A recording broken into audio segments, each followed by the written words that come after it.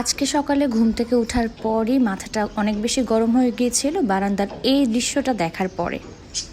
Bonus হিসাবে 2 বোল কাপড় ভেজানো নিয়ে মাথাটা আরও বেশি গরম। যাই হোক, আজকে সকালবেলা আমি কী নাস্তা করলাম, কিভাবে সব কিছু রেডি করলাম এবং দুপুরের রান্নাটা কিভাবে শেষ করলাম, সব কিছু আজকে শেয়ার করব তোমাদের সাথে। এই তো আমি আজকে সকালে ঘুম থেকে ওঠার পরই বারান্দার এই দৃশ্যটা দেখে মনটা অনেক বেশি খারাপ হয়ে গিয়েছিল। যদিও ওয়েদারটা অনেক বেশি সুন্দর ছিল, আকাশটা মলিন হয়েছিল, আমার কাছে আবার এরকম ওয়েদার অনেক বেশি ভালো লাগে। রাতে ঝড় বৃষ্টি হওয়ার জন্যই মূলত বারান্দার এই অবস্থা। আমি পাখিদেরও রাতে ঘরের ভেতরে রেখেছিলাম, এখন পাখিদের বাইরে নিয়ে আসছি। প্রথমে আমি সকালের রুটিন শুরু করে দিই কাপড় ভেজানো থেকে শুরু করে। আর আজকে 2 বোল কাপড় ভেজাতে হবে, কারণ 2 থেকে 3 দিন আমি খালাকে দিয়ে কাপড় ওয়াশ করেনি বৃষ্টির জন্য। তো কাপড় ভেজানো শেষে চলে এলাম রান্নাঘরে সকালে ব্রেকফাস্ট রেডি করার জন্য। এই ফ্রাই প্যানটা কিন্তু তোমাদের ভাইয়া গতকাল চকবাজার থেকে নিয়ে আসে, চকবাজার একটা কাজে গিয়েছিল, তখন নিয়ে আসে আমার জন্য স্পেশালি রুটি ভাজার জন্য। আর আমি রুটি ভাজার পরই সাথে সাথে গরম রুটি খাওয়ার জন্য এই হটপটটা ব্যবহার করি, কারণ আমি গরম খাবার খেতে অনেক বেশি পছন্দ করি।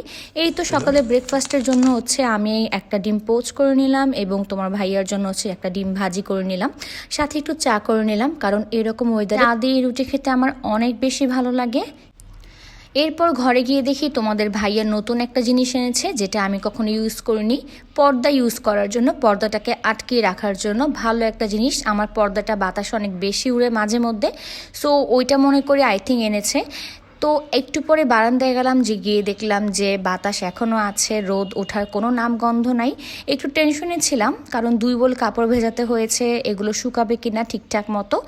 সো সব কিছু মিলে এখন আমি রান্নায় চলে যাব। আমার খালা সবসময় আমাকে রান্না করার জন্য সব কিছু ধুয়ে মুছে কেটে কুটে দিয়ে যায়, আমি জাস্ট দাঁড়িয়ে রান্নাটা শেষ করি। আজকে রান্না করব গরুর ফ্যাপসা আর করলা ভাজি। তোমাদের ভাইয়া আবার গরুর ফ্যাপসাটা খায় না, আমি শখ করি। আর গতকালকের শিং মাছ ভুনা ছিল, তোমাদের ভাইয়া আবার শিং মাছ অনেক পছন্দ করে, সো ওকে শিং মাছটা দিয়ে দিব। এখন রান্না শুরু করলাম আস্তে আস্তে। প্রথমে আমি পেঁয়াজটা একটু হালকা নরম করে নিব তেলে ভেজে, তারপর করলা আর আলু কুচানো ছিল সেটা আমি একসাথে দিয়ে দিব, একটু নাড়বো চাড়বো হালকা করে। তারপর সাথে দিয়ে দিব একটু হলুদ, তারপর লবণ নিজের পরিমাণ মতো করে দিয়ে দিব, তারপর নাড়বো চাড়বো, যেভাবে আর কি নর্মালি ভাজি করে সেভাবেই ভাজিটা করব। ভাজিতে অনেক সময় অনেকে চিংড়ি মাছ অ্যাড করে, কিন্তু আমার কাছে মূলত চিংড়ি মাছটা ভুনাই ভালো লাগে শুধু পেঁয়াজ দিয়ে। ভাজির সাথে আমি কখনোই চিংড়ি মাছটা খাই না, মানে আমার নিজের কাছে ভালো লাগে না আর কি, অনেকে এটা পছন্দ করে। সো যাই হোক, এই তো করলা ভাজিটা আমি বসিয়ে দিলাম ঠিকঠাক মতো, একটু পরে আমি ঢেকে দিব। আর আমি যতটুকু শুনেছি যে ঢেকে রান্না করলে খাবারের পুষ্টিগুণটা অনেক বেশি ভালো থাকে। সো সবার কাছেই রিকোয়েস্ট, যে যেভাবেই রান্না করুক না কেন, যে রেসিপি রান্না করেন না কেন, অবশ্যই ঢেকে রান্না করার চেষ্টা করবেন, এতে করে পুষ্টিগুণটা যথাসম্ভব বজায় থাকে। সো এই তো হয়ে গেল আমার আজকের করলা ভাজি, একদম সিম্পলিভাবে রান্না করেছি।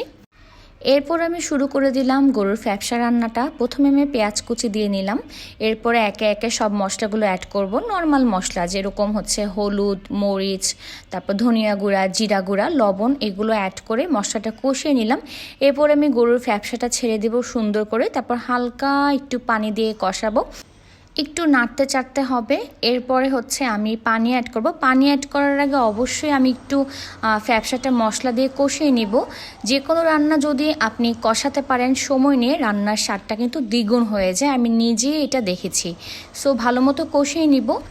এটা রান্না করার সময় হঠাৎ মাথায় আসলো, তোমাদের ভাইয়া কিন্তু গতকাল একজনকে রক্ত দিয়ে আসছে, তাই ভাবলাম বিকালে ও বাসায় আসলে ওর জন্য খাঁটি গরুর দুধটা রেডি করে রাখি, যেন ও আসার সাথে সাথে গরম করে দিতে পারি।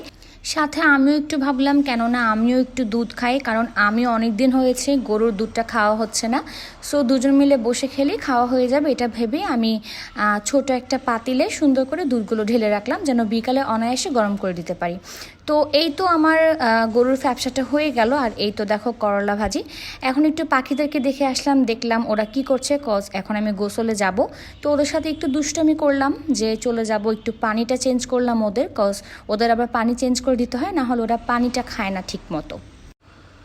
গোসলে যাওয়ার আগে একটু ওয়েদারটা দেখলাম, কি অবস্থা না দেখলাম। এখনও বাতাস আছে, রোদের কোনো নামগন্ধ নাই।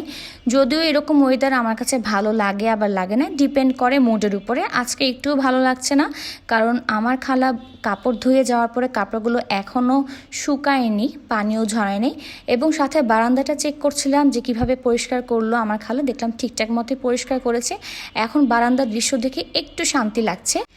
এখন আবার একটু ওয়েদারটাও ভালো লাগছে, কারণ আমার সংসারের কাজ কমে গিয়েছে, আমার মনও ভালো হয়ে গিয়েছে।